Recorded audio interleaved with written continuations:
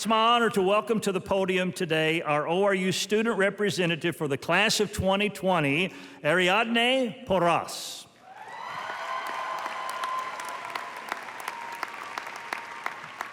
August 8th of 2016, a sunny Monday with a scorching heat of 33 degrees Celsius.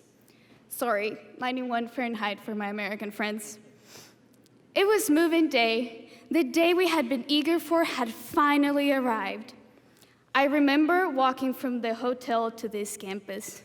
Yes, Google Maps made it seem a lot closer than it actually was.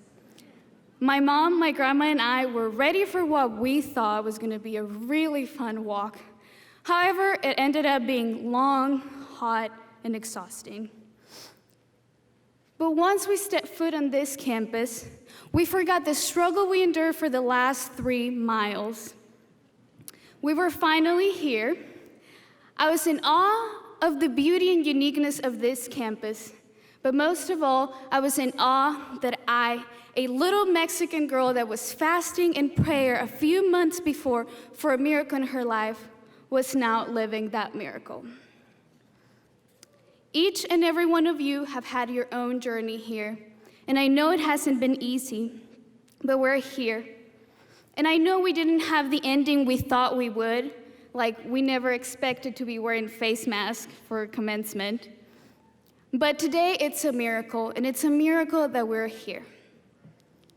But now that we're finally here, President and Mrs. Wilson, thank you for investing your time and resources into creating a whole generation of whole leaders for the whole world. Thank you.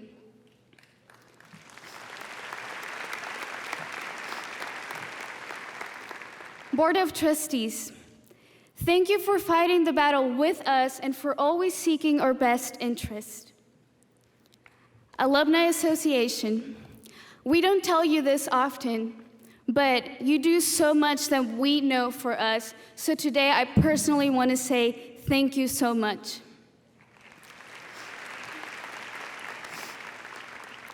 Parents, we don't tell you this often, but thank you so much for praying with us, for encouraging us, and for believing with us that our God is the God of the impossible.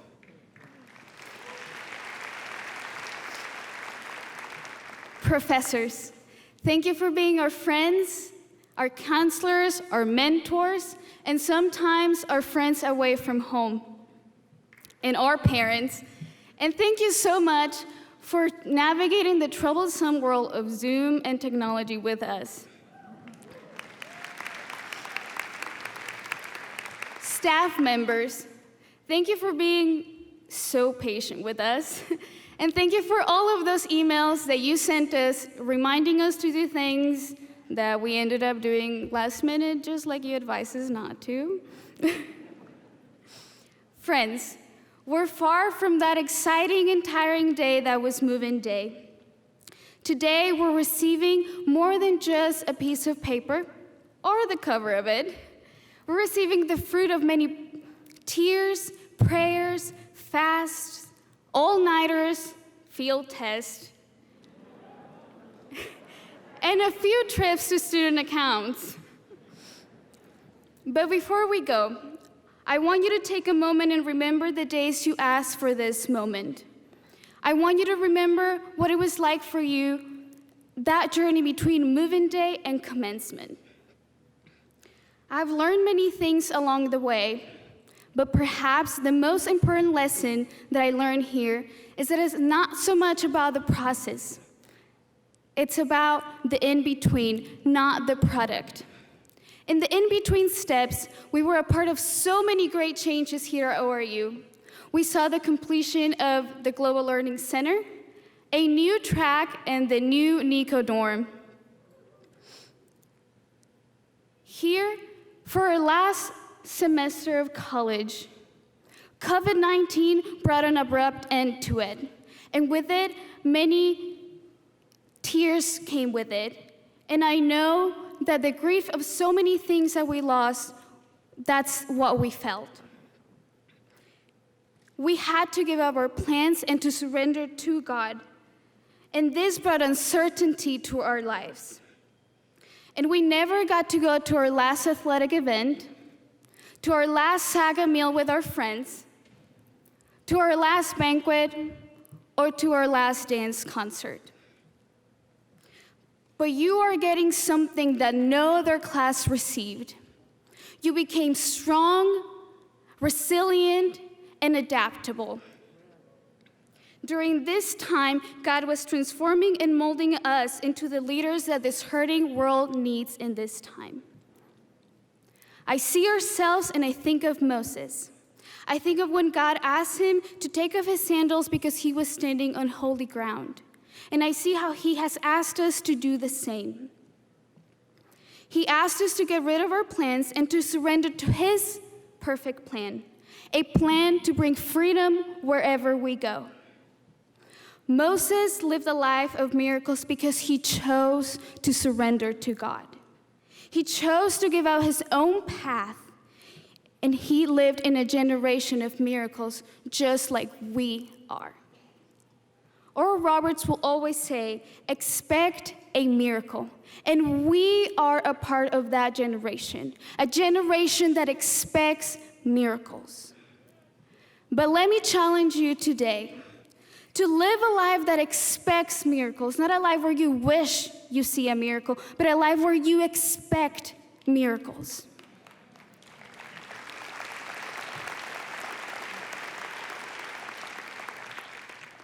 Will you expect God will heal the economy through you as you go into the business world?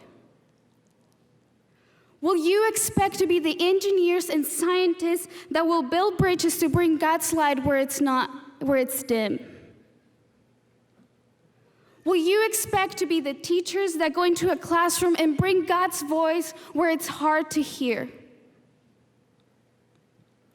Will you expect to be the ministers that will help us to hear God's voice when it's hard to hear? Will you expect to be the actors, musicians, and dancers that will tell stories that will bring healing to this world? Will you continue on with Oral Roberts' vision? Will you expect a miracle wherever you go?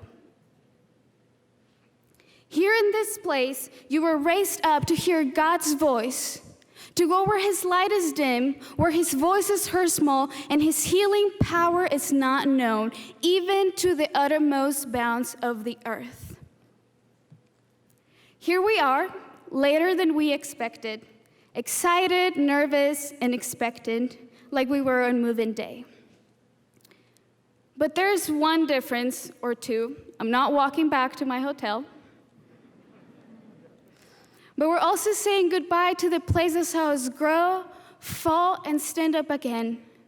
The place that saw us make friendships that will last a lifetime.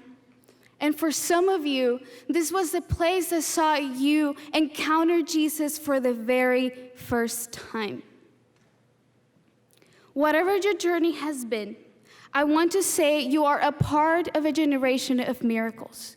You are a miracle. You're not sitting here because of an accident.